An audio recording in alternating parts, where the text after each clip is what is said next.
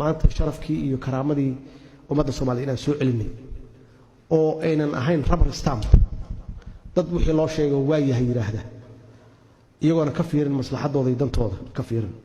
annaga maslaxadeena kow noo ah kadibna waxaan fiirinaynaa waxaan wada qabsan karno oo ah mutual respect ihtiram oo ku jiro laakiin aynan oran waa burburteen dhulka taalaan isii dhiiba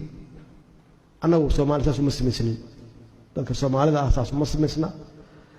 haddii dad qalad naga fahmeenna khasbiyan waxay fahmayaan sida hadda aan u shaqeeyno oo aysan ahayn wax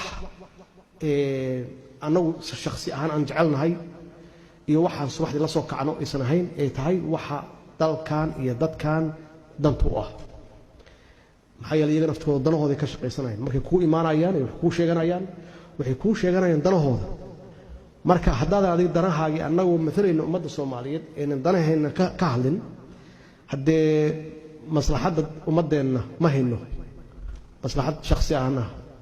ma aaminsan qof halkan fadhiyo inuu aan isugu nimid waxaan isugu nimid ummadda inaga sugaysaa inaan maslaxadda guud aan uga shaqeyno ummadda Soomaaliyeed